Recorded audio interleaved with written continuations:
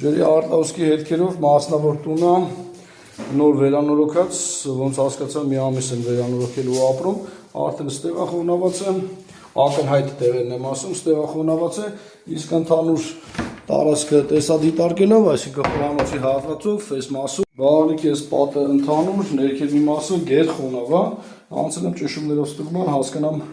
խողովակաշարից է, թե ինչ։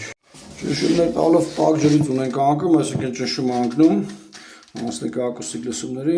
Լսումներս այս հատվածում է, այսինքն էլի ֆում լենտից է թողում, տեղից բցել է սալիկի տակ, այս մասը փաթեթավորեմ, որ հասկանամ ինձ է պատճառը։ Դե ինչ պատճառը էլի ֆում լենտ, էլի չեմ զլանա կկրկնեմ, ֆում լենտան ապահով չի, միայն պակլի պաստա։ Այս մի խնդիրը փաթեթավորեցինք, ճնշում տվեցի, էլի մի թեթև ընկնում էր, ակուստիկ լսումները բերել են հետևյալ տեղ։ Այսինքն խոհանոցի այս փակնն է,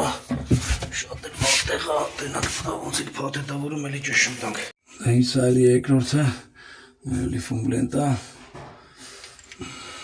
Աննշանակ խորհուրդ եմ տալի 70 տարի իրան արդարացրած